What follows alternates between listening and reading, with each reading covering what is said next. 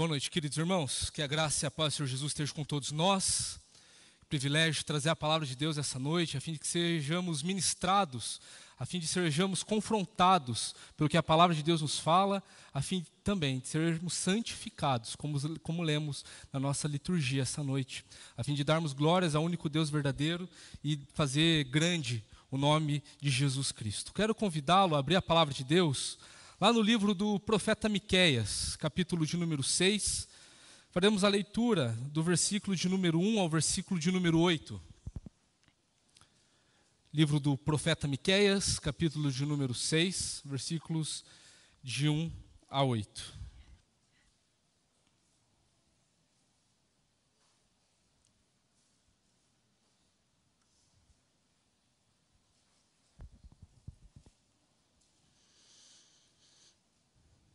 E diz assim a palavra de Deus: escutem agora o que diz o Senhor.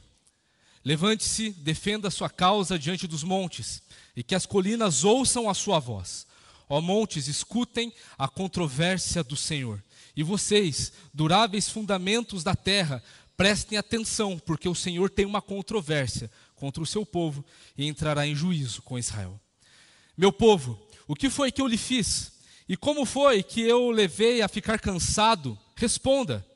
Pois eu o tirei da terra do Egito, e o resgatei da casa da servidão, e enviei adiante de você Moisés, Arão e Miriam. Meu povo, lembre-se do que Balaque, rei de Moabe, havia planejado e do que Balaão, filho de Beor, lhe respondeu.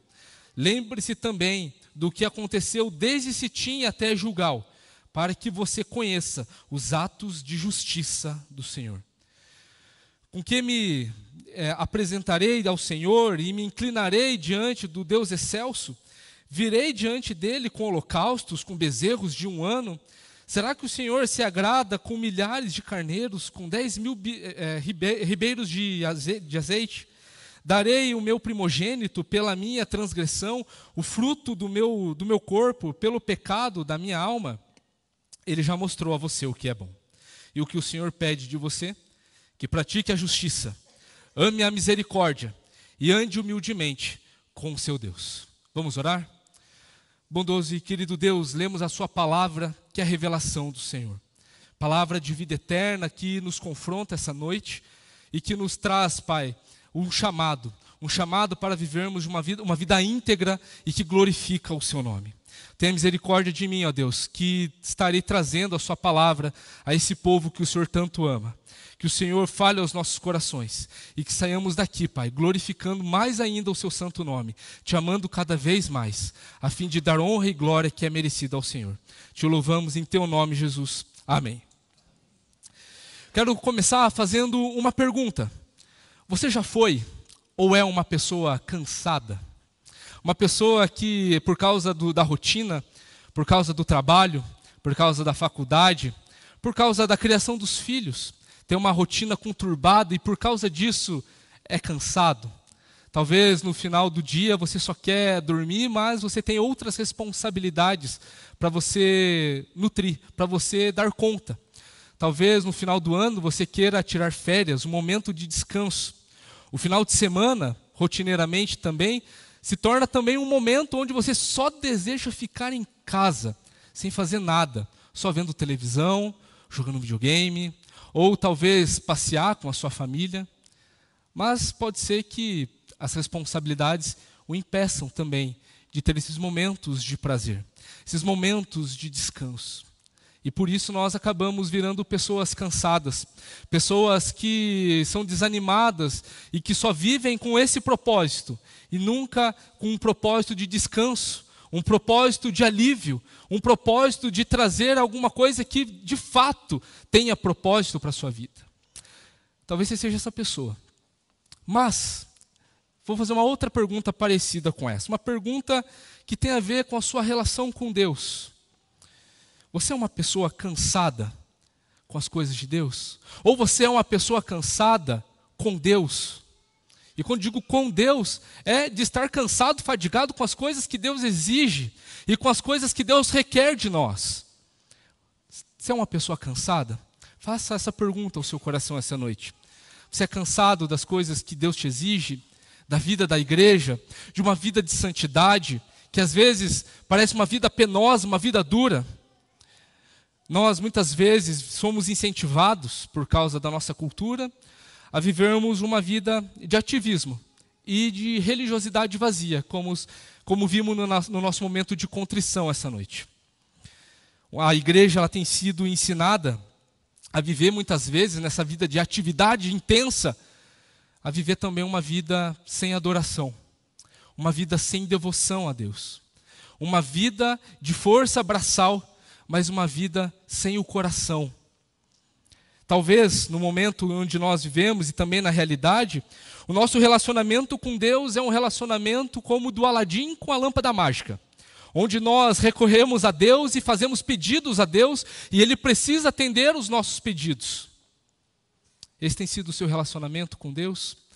E quando Deus ele responde, você tem se fadigado de Deus, tem ficado cansado das respostas de Deus? Ou talvez você viva uma vida tão intensa e uma vida de religiosidade tão vazia, que ao vir à igreja e voltar para sua casa, existe uma vida dupla. Uma vida de santidade perto dos irmãos na fé e uma vida distante, uma vida parecida com os ímpios no lugar onde você está. Talvez o fazer é tão priorizado como um ato de penitência, um ato de juízo sobre si mesmo, que esquecemos do que Deus também já fez por nós. Não estamos realmente preocupados com o nosso relacionamento com Deus e também o nosso relacionamento com o próximo, diante dessa religiosidade vazia. E a fé, ela vira, no final das contas, um peso, ela vira um fardo. E Deus, ele parece, na verdade, um patrão exigente. Você precisa cumprir esses requisitos para estar na minha empresa, senão você está fora. Talvez enxerguemos a vida de devoção a Deus e a vida com Deus desta forma. Uma vida pesada, uma vida de religiosidade vazia e de ativismo muito rigoroso. Uma vida que nos provoca também a vivermos uma vida longe de Deus, uma vida sem propósito. No entanto, ao olharmos para a palavra de Deus, encontramos claramente que viver uma vida que agrada a Deus, uma vida justa, uma vida de misericórdia, uma vida de humildade, é uma vida que também traz esperança para aqueles que vivem alheios da vontade de Deus. O profeta Miqueias aqui, ele escreve dentro de um contexto onde ele está falando entre contrastes de julgamento e perdão. O profeta Miqueias está num contexto aqui onde as pessoas, elas vivem de uma forma idólatra, tanto em Israel, reino do norte, quanto Judá, reino do sul, onde a corrupção é significativa devido à sua tranquilidade. Se você acompanha os nossos estudos de quarta-feira, falamos sobre o profeta Oséias. É o mesmo contexto, é o mesmo período, eles são profetas contemporâneos, juntamente com o profeta Isaías. E o que reinava era um momento de paz, um momento de tranquilidade financeira, um momento de tranquilidade militar. E diante disso, cresceu então a corrupção. O povo de Deus se voltou a outros deuses. Houve falha na liderança civil. E a crença em Deus, ela se baseia agora em sacrifício pessoal, que satisfaz então a justiça divina. Onde a religiosidade no templo era vinda, acontecia, mas existia um culto vazio na vida daquelas pessoas. E Deus está saturado disso. Deus está trazendo a justiça e à luz esses atos hipócritas daquele povo. E diante disso, nós também devemos olhar porque a palavra de Deus fala, não apenas para aquele povo do passado, mas para olharmos para o nosso coração e analisarmos se de fato as nossas obras na vida de igreja, na vida com Deus, são atos realmente de devoção de coração ou se são atos de hipocrisia, atos que nos traz uma religiosidade vazia e sem propósito. Atos onde nós não demonstramos a justiça, nem a misericórdia e nem a humildade junto com o nosso Deus. Nosso relacionamento com Deus é um relacionamento de aliança. E é isso que o profeta Miqueias está trazendo nesse texto aqui. Mas o povo de Deus, em determinado momento, por algum motivo, se cansou de Deus. resolveu andar conforme a sua própria vontade, a sua própria justiça. E o Deus da aliança vem ao encontro deste povo impenitente e lembra, em amor e zelo, desse relacionamento que é o propósito da vida. Que é o propósito desse povo ainda estar vivo e desse povo ainda estar vivendo uma vida de retidão. Diante disso, o povo mantinha sua atividade religiosa, claro. Eles acreditavam, entorpecendo sua mente, de que se eles continuassem cumprindo os ritos, eles não precisavam demonstrar um coração entregue ao Deus Todo-Poderoso. Miqueias então ergue a sua voz e lembra que o Deus da aliança exigia mais do que práticas religiosas, de que essas práticas religiosas tão importantes, elas precisavam ser a expressão de um coração quebrantado. E o povo, ele era religioso, ia ao templo, fazia suas ofertas, mas a sua vida estava separada da fé. E o cenário que o profeta Miqueias traz aqui no capítulo 6 é um cenário de juízo, é um julgamento, onde nós encontramos testemunhas, o acusador, o júri, esqueci o nome, o promotor, exatamente, o promotor, e então traz ali então o réu.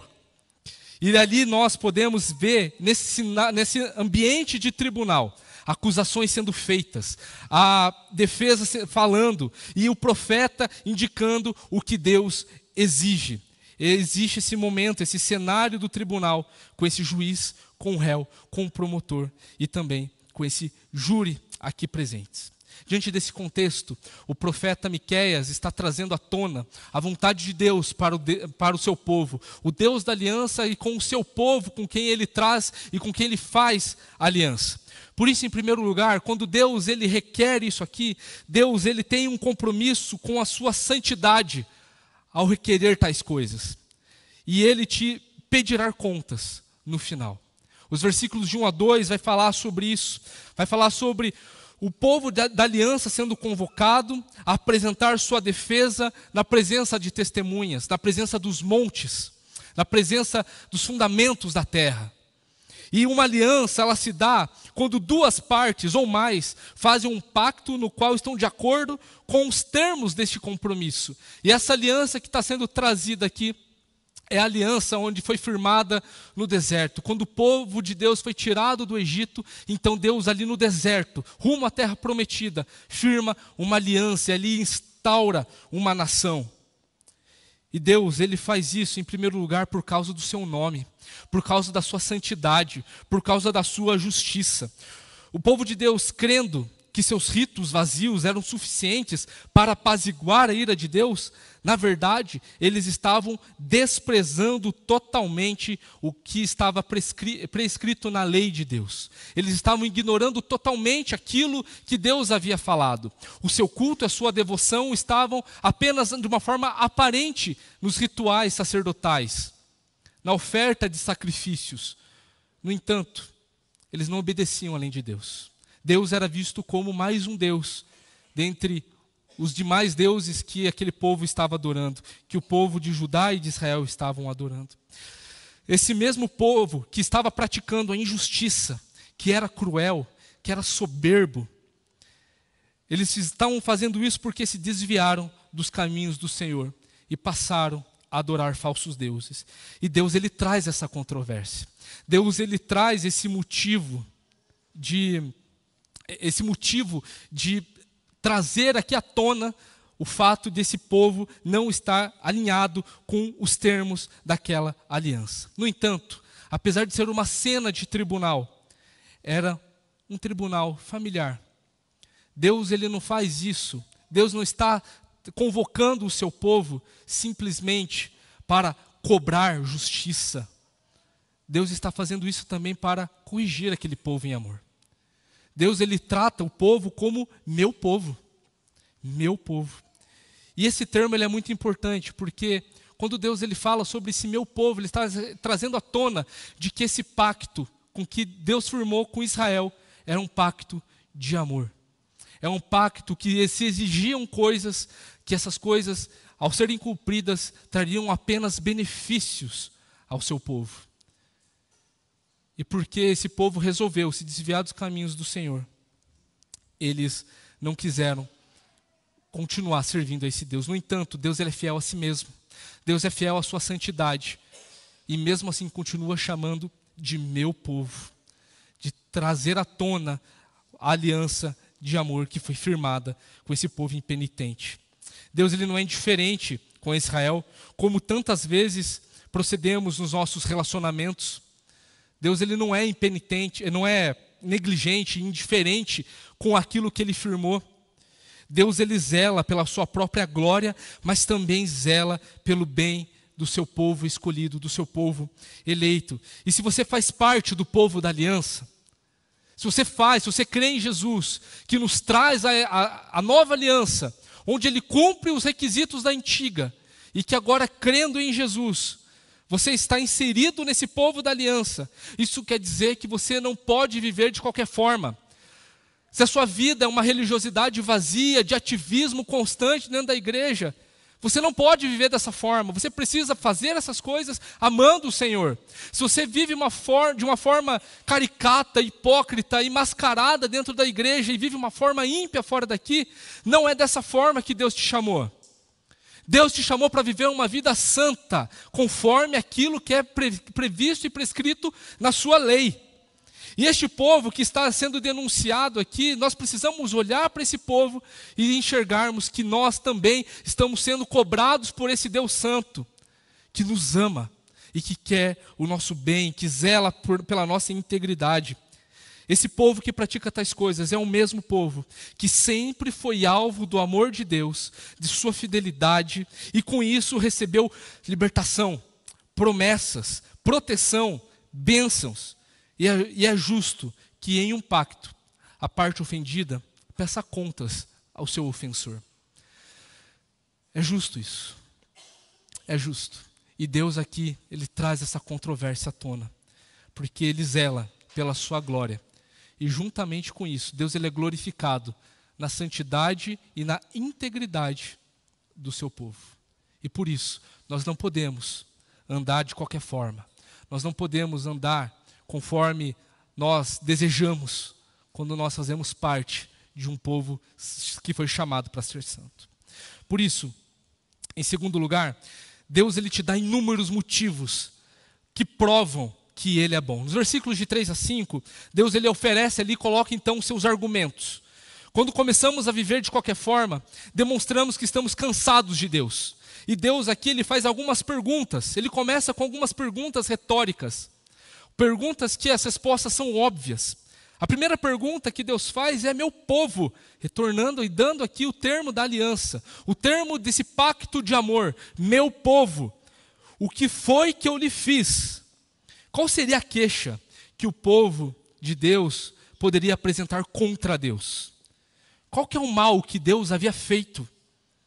Apesar de ser um cenário de tribunal, o Senhor se direciona a esse povo como um pai de amor, com o coração ferido diante de tanta ingratidão, injustiça acontecendo nos tribunais, negligência das autoridades civis, idolatria e devoção a falsos deuses.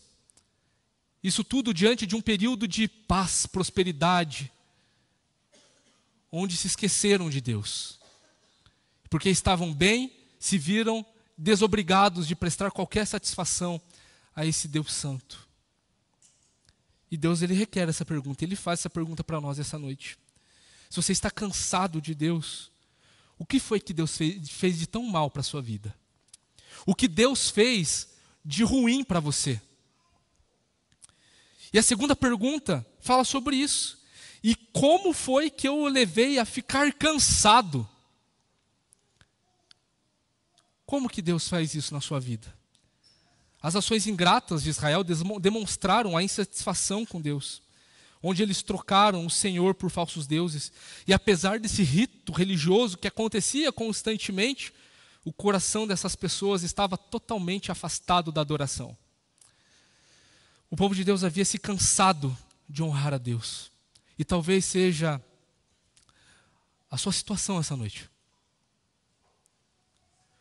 O que Deus fez para que você se rebele contra Ele? Como foi que Deus agiu que te levou a ficar tão cansado de servir com integridade aquilo que Deus te ordena e te ordena em amor para fazer coisas boas, que vão trazer coisas boas, uma vida de santidade? O que aconteceu para você ficar tão cansado? Deus então ele relembra, ao fazer essas perguntas, pedindo uma resposta que é óbvia, que é nada. Deus não fez nada de errado. Deus ele relembra da trajetória, de uma forma muito resumida, da libertação do povo de Deus do Egito até a entrada da terra prometida.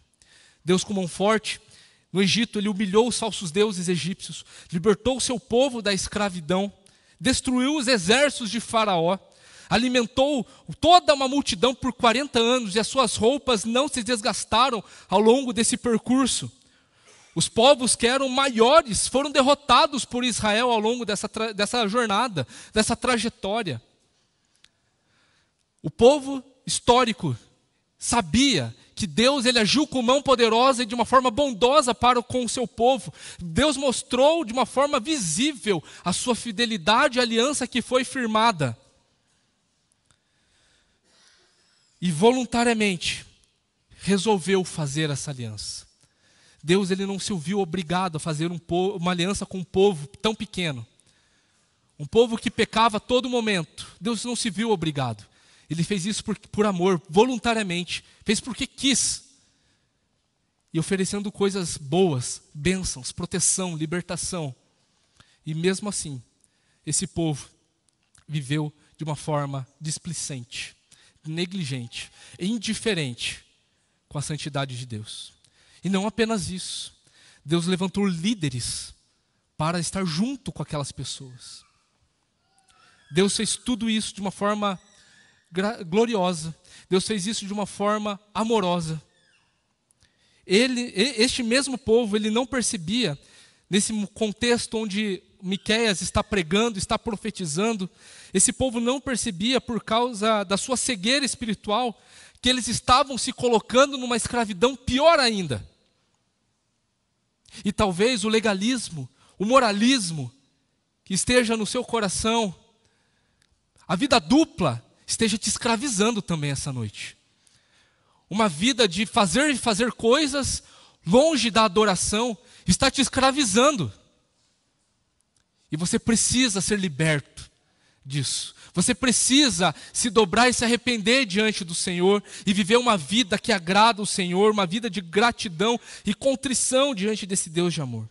O Senhor enfatiza novamente aqui no texto, no versículo 5, meu povo.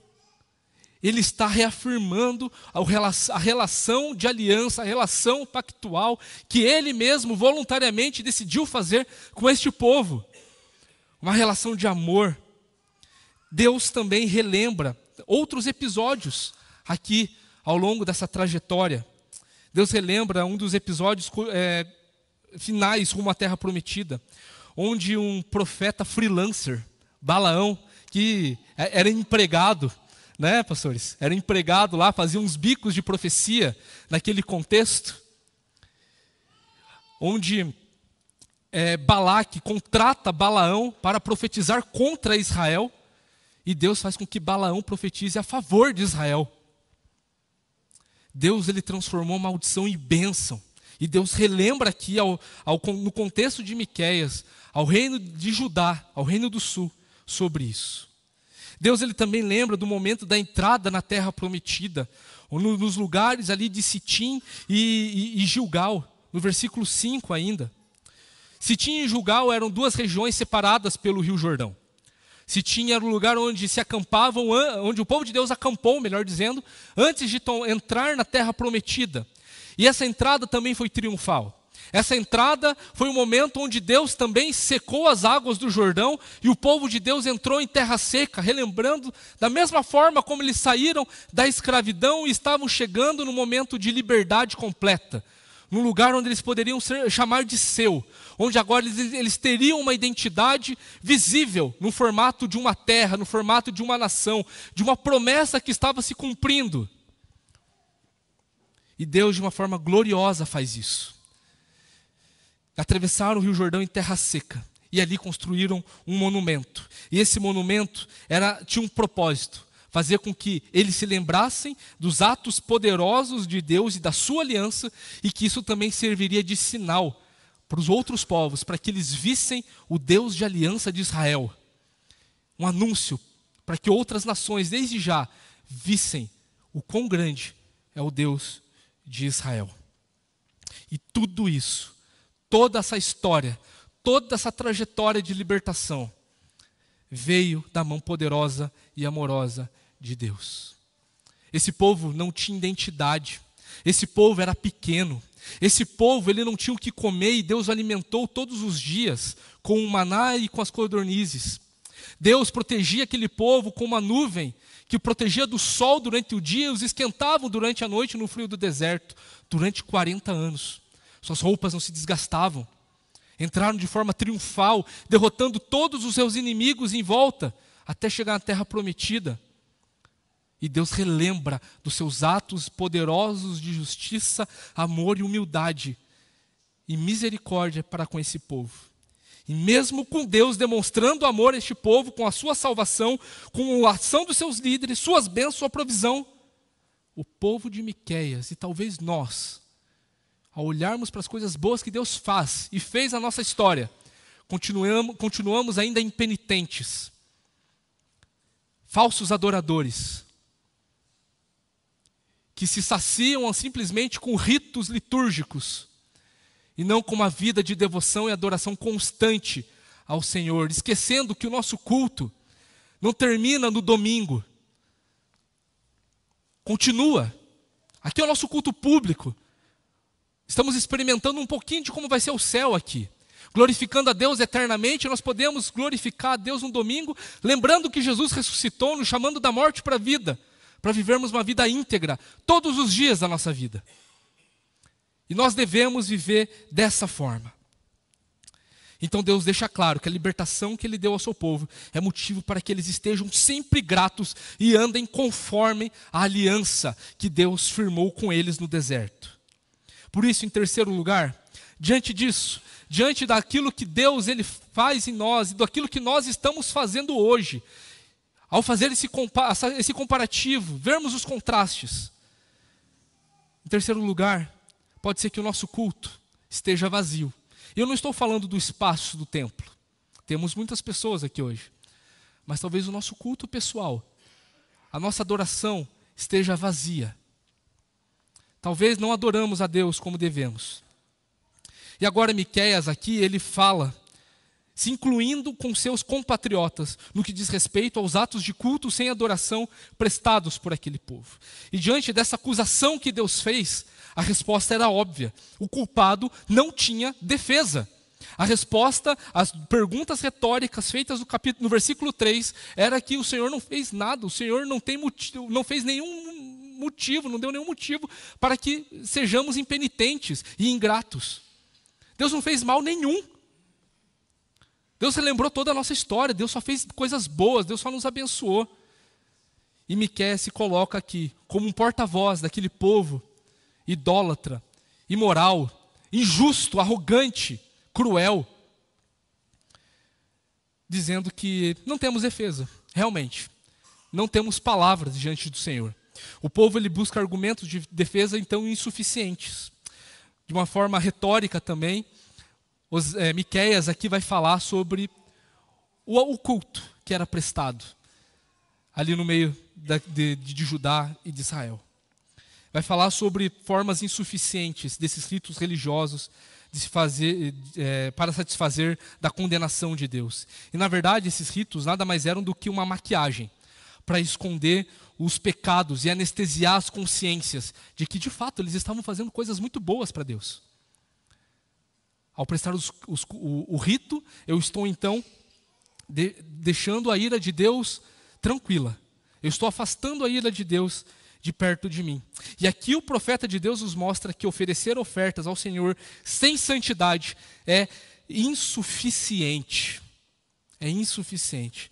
E no nosso anseio de agradar a Deus, queremos muitas vezes, se não todas as vezes, fazer coisas, fazer uma coisa aqui, acolá e procurar coisas para fazer, porque assim estarei agradando a Deus, sem se preocupar de fato com a nossa devoção. E qual é a disposição do nosso coração de fazer muitas coisas. As coisas são muito boas para serem feitas. Não estou aqui discriminando as coisas que devem ser feitas, muito pelo contrário. As coisas elas precisam ser feitas, mas elas precisam então ter devoção, disposição de coração. E o simples fazer ativista não demonstra uma real demonstração e prestação de culto ao Senhor. E recentemente, preguei aos jovens, no culto da juventude aqui, sobre os perigos de tratarmos Deus como um amuleto, de recorrermos a Ele quando precisamos, de fazer uma reza, uma prece, uma oração para Deus quando nós não temos mais nenhuma alternativa, ou então de tratarmos Deus como um falso Deus, onde nós fazermos coisas, oferecermos coisas, damos coisas a Deus, a fim de apenas afastar a ira de Deus sobre nós. Esse era o procedimento de culto pagão no passado. E hoje também. Deus não é um Deus pagão. Deus ele não é um falso Deus. Deus ele exige de nós o compromisso, o comprometimento, e precisamos fazer muitas coisas para de fato demonstrar a nossa fé, com certeza. Mas como está o nosso coração diante desses compromissos? Fazemos por quê? Para agradar alguém? Para provar algo para alguém? Fazemos para nos promover? Fazemos para barganhar e pechinchar uma bençãozinha com o Senhor? Ou será que talvez Deus se agrada da quantidade que eu faço? O versículo 7, a primeira parte, vai falar sobre isso. Sobre muitas coisas sendo oferecidas, milhares de carneiros, 10.000 ribeiros de azeite, sendo oferecidas para agradar a Deus. Miqueias está fazendo de perguntas, demonstrando aqui como era o culto daquela época. Queremos dar tudo para Deus muitas vezes, mas a única coisa que nós não queremos dar a Deus é o nosso coração, a nossa totalidade, a nossa integridade. E o contexto ele vai falar também de sacrifícios humanos. Aqui Miqueias traz à tona, fazendo esse contraste, deixando claro que aquele povo impenitente estava tratando Deus como mais um dos falsos deuses no panteão cananeu da época. E nós não podemos tratar Deus como um Deus falso. Muito pelo contrário, Ele é o Deus da aliança. E por isso Ele se mostra ser esse Deus verdadeiro. E Miqueias está claramente denunciando o modo de culto daquelas pessoas, que pode ser muito parecido com o nosso modo de culto hoje. E em último lugar, o que Deus quer? O versículo 8 ele nos mostra de uma forma muito clara, de uma forma escancarada, de uma forma sem interpretações, apenas lendo aquilo que Deus quer. Ele já mostrou a você o que é bom, realmente mostrou, lembrou toda a história do povo de Deus. Fez perguntas de retórica, cuja resposta era nada. Deus não fez nada para que aquele povo permanecesse cansado. Existe então uma diretiva dentro desse contexto de juízo, de tribunal. O que Deus quer, o que o Senhor quer. E existe um fato nesta controvérsia que o Senhor levantou. Deus já mostrou o que é bom. E Deus não requer sacrifícios e barganha, mas sim uma vida de temor ao Senhor. Deus ele quer a nossa consagração total, a nossa vida integralmente, não parte, mas tudo. Deus se oferece a nós, vem ao nosso encontro, firma uma aliança voluntariamente. E a nossa parte é essa consagração total. Em todo esse trajeto de libertação, Deus ele mostrou aquele povo, conduziu aquele povo para que eles praticassem a justiça olhando para si mesmo. Praticando a misericórdia porque Deus é misericordioso. E praticando a humildade porque Deus ele assim é humilde. E este povo, como resposta a Deus, mostrou então a injustiça, a crueldade, a arrogância, não apenas contra Deus, mas contra o próximo, se esquecendo das duas vias dos 10 mandamentos, que é amar a Deus acima de todas as coisas e o próximo como a si mesmo. E Deus ele não requer um culto pela metade. Deus ele não requer que você simplesmente venha no domingo à noite na igreja, sirva, vá embora com o coração vazio e viva como um ímpio. Deus não quer que você venha para o culto cansado para agradar outros e não para prestar culto de fato verdadeiro ao Senhor. É importante o culto público, mas é importante saber que o culto não termina daqui a pouco, ao final desse sermão, quando estivermos indo para casa. A nossa forma de andar deve ser a mesma que o Senhor mostrou e sermos santos por causa dele. Sejam santos, porque eu sou santo. Se Deus está nos cobrando humildade, está nos cobrando misericórdia, está nos cobrando justiça, porque Ele não é hipócrita de não fazer essas coisas. Nós podemos olhar para Deus e vermos a justiça clara, nós podemos ver a misericórdia de uma forma transparente e podemos ver a humildade junto com Ele. E nós podemos praticar isso por causa do seu amor. E o que Deus requer de nós é algo muito concreto. Praticar a justiça, que é literalmente o caminho prescrito, a ação correta, um modo apropriado de vida em tudo o que fazemos. Amar a misericórdia, prestem atenção nesses verbos. Praticar a justiça, amar a misericórdia, ou seja, praticar a bondade, generosidade, lealdade, fidelidade. A misericórdia dá mais do que a justiça requer. Ela, na verdade, é dar aquilo que você não merece. E Deus agiu com a sua vida dessa forma. É oferecer algo que não foi feito nada para conquistar. E andar em humildade. Reconhecer as muitas bênçãos de Deus, que Deus dá. E isso deve fazer com que nós sejamos conduzidos a uma vida de humildade. Mas perceba que não é simplesmente praticar, andar, amar e andar. O texto ele termina falando que é com o Senhor. Praticar a justiça, amar a misericórdia, andar em humildade com o seu Deus. Aliás, nós podemos ser justos, tendo uma boa ética, mas nós podemos ser cruéis e arrogantes, mesmo sendo justos. Quer ver um exemplo? Conduzir ações com mão pesada e autoritária, mesmo cumprindo aquilo que um código ou uma lei prescreve. Você pode ser maldoso ao ser justo. Você pode ser misericordioso também, mas você pode ser misericordioso sendo injusto e arrogante. Por exemplo, nos preocupar tanto com a ação social e negligenciar os que estão dentro da nossa casa. E fazer disso uma bandeira, fazer disso uma medalha, um distintivo para ostentar para o mundo. Olha como eu sou bom e caridoso. Você pode ser misericordioso, mas arrogante e injusto. Mas também você pode ser humilde, mas injusto e cruel.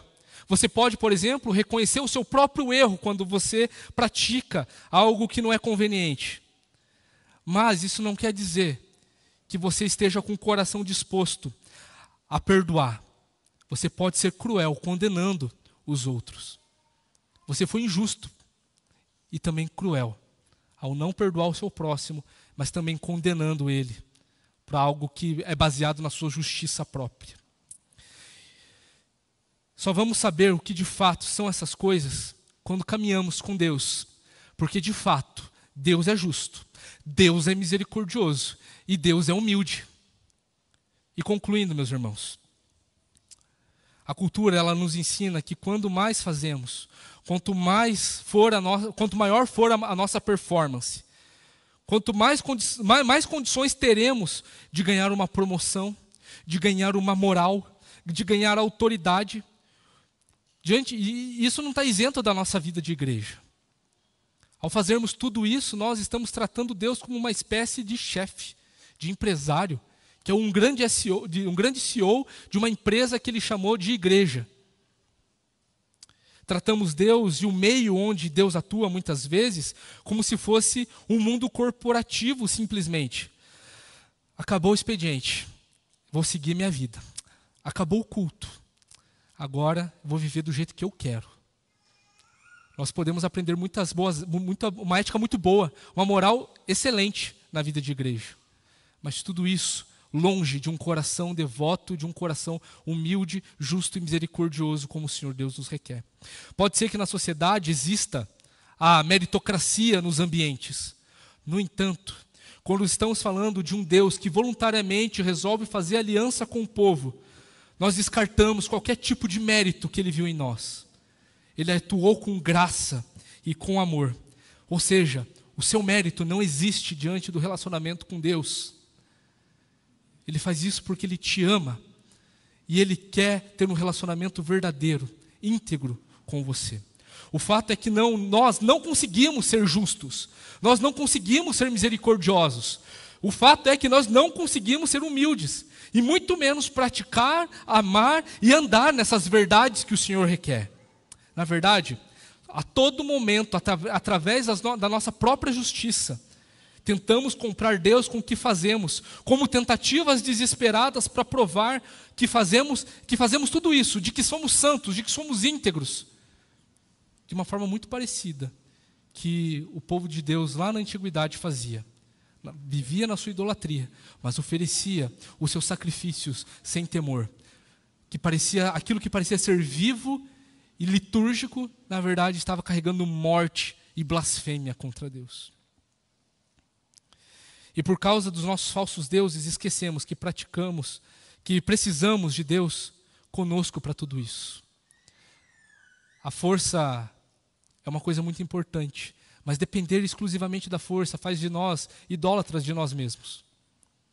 Precisamos de Deus conosco, e para isso Deus nos enviou o Deus humilde, para cumprir isso tudo que Deus requer de nós, porque Deus ele olhou nesse tribunal, viu que somos incapazes de andarmos como Ele quer, e por isso Ele enviou Jesus Cristo, o nosso Senhor, que é a demonstração do maior cuidado de Deus para com o seu povo.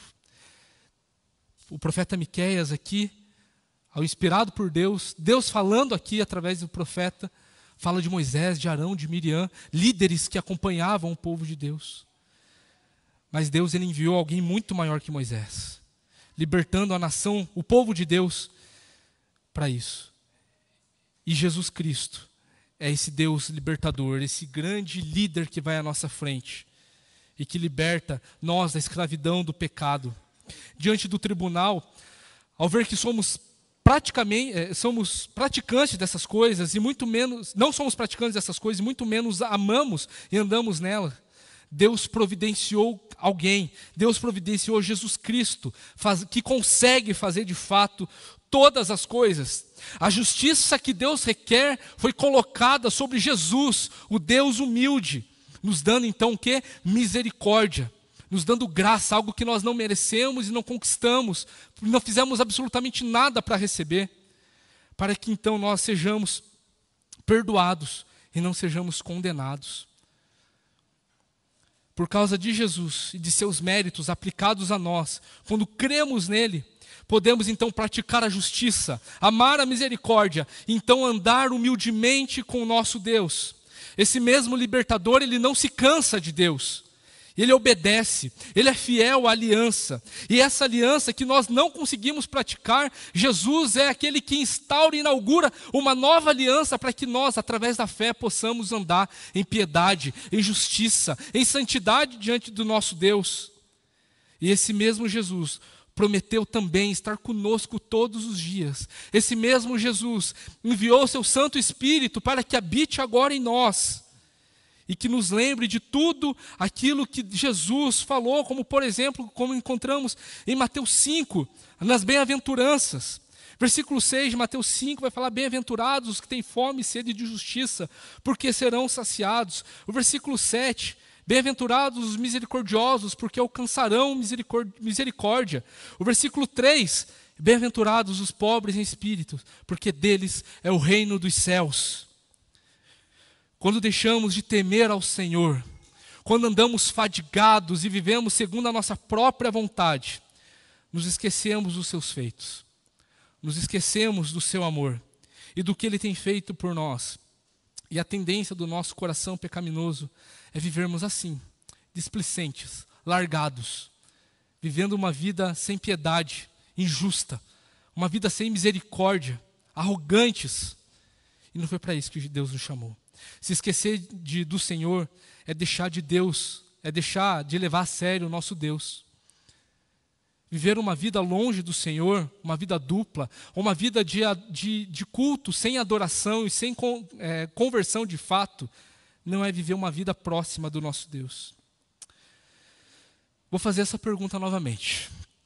Você está cansado de Deus? Você vive cansado das coisas de Deus? Esse mesmo Deus humilde, Jesus Cristo, aquele que consegue nos aproximar de Deus e fazer a vontade de Deus, Ele também nos faz um convite. Vinde a mim, vós que estáis cansados e abatidos, eu vos aliviarei. Aprendei de mim que sou manso e humilde de coração. Traga para mim o seu jugo, leva sobre si o meu jugo, porque o meu jugo é leve. Jesus nos convida a viver uma vida de intimidade com Deus. Você quer viver uma vida cheia do Espírito Santo? Ande humildemente com o Senhor. Ame a misericórdia e pratique a justiça. Que Deus assim nos abençoe. Vamos orar? Bondoso e querido Deus, te louvamos, porque o Senhor é o Deus de toda justiça, é o Deus de toda misericórdia e é o Deus de toda humildade. E somos incapazes, sem o Senhor, de andar da forma como te agrada. Nos ajude, Senhor, a lembrar, Pai, no nosso dia a dia, a prestar o culto que é devido ao Senhor, a não vivermos uma vida de ativismo na igreja, a não vivermos uma vida de dupla cidadania no mundo, mas que nós sejamos lembrados pelo Seu Santo Espírito a vivermos uma forma que agrada a Ti. Obrigado, Jesus, por tamanha salvação, porque nós não somos capazes de viver dessa forma como o Senhor requer. E pedimos a Sua graça e a Sua misericórdia para que nós sejamos íntegros e glorifiquemos o Seu santo nome. Nos livre, Deus, dos falsos ídolos.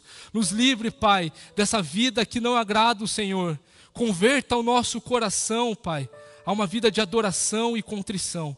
E que nós humildemente andemos com o Senhor, a fim de praticarmos a justiça e amarmos a misericórdia. Nos ajude, Deus, porque somos incapazes e somos muito pequenos. Mas obrigado, Deus, porque o Senhor vem ao nosso encontro, denunciando o nosso pecado, demonstrando interesse para com as nossas vidas, na nossa integridade, na nossa consagração. E pedimos ao Senhor, Deus, para que sejamos cheios do Seu Santo Espírito, a fim de vivermos uma vida que Te honra, uma vida que Te glorifica, uma vida que Te traz alegria. Nos perdoe, Deus, por tantas vezes pecarmos contra a Tua santidade. Nos faz, Deus, viver uma vida que exalta o Seu santo nome. E que essa vida seja vivida dia após dia. E que quando nos cansarmos, Deus, nós possamos chegar diante de Ti. Possamos chegar diante do Deus da humildade. E carregar esse jugo que é tão leve. Nos ajude, Deus, a vivermos essa vida que glorifica o Seu nome. E que sejamos, Pai, cada vez mais ministrados pelo Seu Santo Espírito. Que o Senhor seja sempre o centro. E que a nossa vida seja um resplendor para o mundo, Pai, do que é viver uma vida de bondade, uma vida de justiça, uma vida de amor, de misericórdia e de humildade. Que sejamos testemunhas desse mundo que tanto precisa viver dessa forma. Que o Senhor nos abençoe, Deus, e que sejamos sempre, sempre, sempre gratos por termos sido alcançados pela Tua graça e pela vida que nós só encontramos em Jesus. Te louvamos, Deus, em Teu nome, Jesus. Amém.